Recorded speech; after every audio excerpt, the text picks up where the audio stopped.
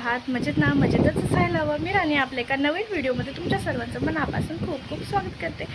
तर ना आता मी आहे सोलापूरला, म्हणजे ते मम्मीकडं, आणि इथून जिथून बोलत आहे ना ते अजितांच्या टेरेसवर आहे. मी हे बघू शकता तुम्ही. तर इथं टेरेसवर आहे, तर वरच्या रूमवर आलेला आहे, कारण खाली ना सगळे लोक वगैरे असतात, असं बघितल्यावर छान नाही वाटत. तर मला पण अजून थोडंसं लाज वाटतं, कारण आपण पण इतकं प्रो नाही झालं, इतकं मोठे नाही झालो आहे की आपण एकदम पब्लिक समोर असं एकदम खुलून बोलणार. तर त्याच्यामुळेच मी इकडे वरती आले. म्हटलं व्लॉगचं स्टार्टिंग ना आपण इथूनच करूया. तर सगळं तुम्हाला सांगते. तर पहिल्यांदा तर कानपूरवरून पुण्याला आलो. कधी गेल्या शनिवारी आम्ही पोहोचलो. तर गुरुवारी रात्री बसलो होतो, तर शुक्रवारी रात्री पोहोचलो. म्हणजे पहाटे 3-4च असं वाजले, आणि घरी यायला वाजले 4. मग तेव्हा आराम वगैरे केला, आणि दुसऱ्या दिवशी एकदम निवांत तसं चालू होतं. पण दुसऱ्या दिवशी मग फराळाला सुरुवात केली. असं 2 दिवस गेले फराळामध्ये. मग परत नंतर ह्यांचा बड्डे आला 20 तारखेला. मग त्याचा व्हिडिओ पण मी आता शेअर करेनच.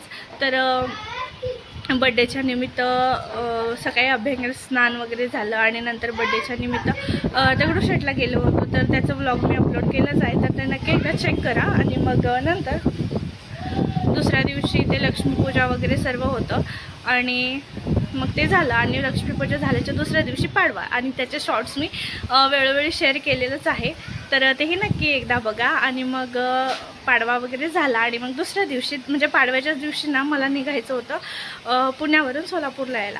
पण असं मी ह्यांना अगोदर सांगितले होते की मला त्याच दिवशी जायचं, म्हणजे नाही राहायचं इथं, कारण हॉबीजला मला ट्रॅव्हलिंग नाही करायचं आहे. पण हे बिलकुल ऐकलं नाही. हे म्हणले मला काहीतरी काम आहे, हे आहे ते आहे, म्हणून ह्यांनी अवॉइड केले, म्हणजे की आपण नंतरच जाऊ म्हणून. तर त्या दिवशी माझं मूड खूप ऑफ होतं, तर त्याच्यामुळे मी काही शूट वगैरे केलं नाही. फक्त ह्यांच्या मागे लागून होती की मला जायचं. तर फायनली ह्यांनी मला काय आणून सोडलं नाही, असं आहे. मग दुसऱ्या दिवशी होतं भॉबीज. मग चिनूचं पण भॉबीज वगैरे तिकडे सगळं झालं, त्याचं पण झालं भॉबीज वगैरे. मग आम्ही 11चं ट्रेन पकडून ना तर सोलापूरला आलो. तर ट्रेन होती 11:15ला. मग 11:15ला बसलो, आणि ते ट्रेन पण खूप जास्त फास्ट होतं, म्हणजे भुवनेश्वर. तर 3च तासात आम्ही पोहोचलो इथे सोलापूरला वगैरे. मग पोहोचल्यानंतर थोडंसं जेवण वगैरे केलं, आणि मग दुसऱ्या दिवशी ना पप्पाचं, म्हणजे पप्पा आता वारलेत ना, तर तिचे 11 वर्ष झालेले आहेत. मग त्याचंच 11 वर्षाचं इथे कार्यक्रम वगैरे करणार होती मम्मी, म्हणजे नाही का बोकड वगैरे आणून ते कापणार होती. मग ती बोकड वगैरे आणून कापणार होती, त्याचं क्लिप मी इथे अटॅच करेनच.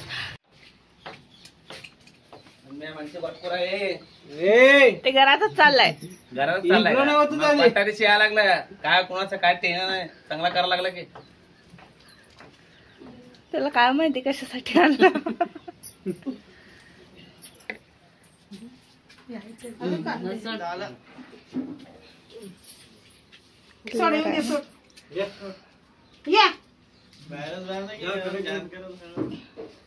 बाहेरच बांधे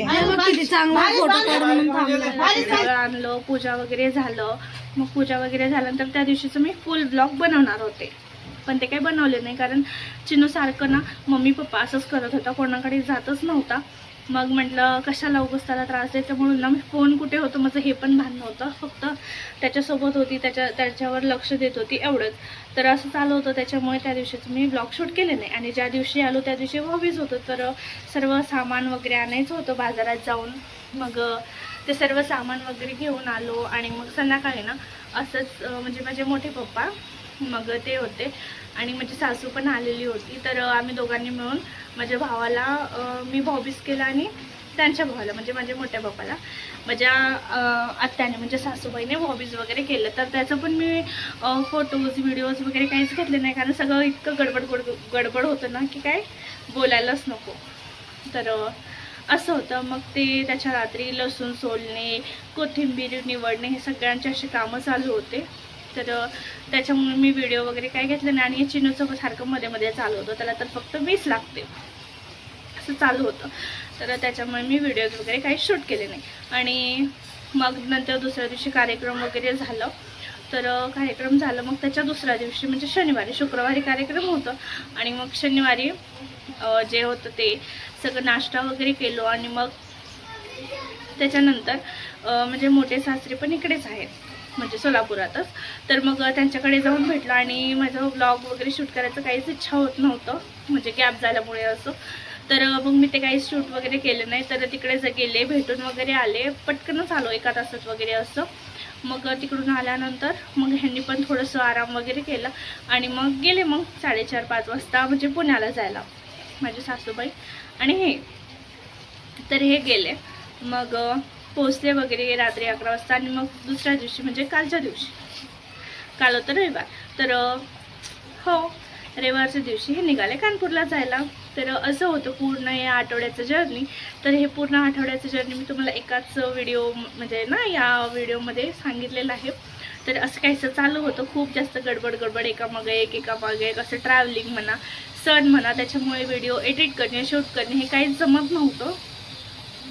तर आता मी ना जे आम्ही कानपूरवरून इकडे येणार होतो त्या दिवशीचं पण व्हिडिओ मी अपलोड करेन आणि अभ्यंग स्नान आणि दगडूशेठला वगैरे गेलेलं ते पण मी व्हिडिओ अपलोड करेन. तर दोन्ही व्हिडिओ नक्की बघा आणि तुम्हाला आपले व्हिडिओ कसे वाटत आहेत नक्की मला कमेंटमध्ये सांगा.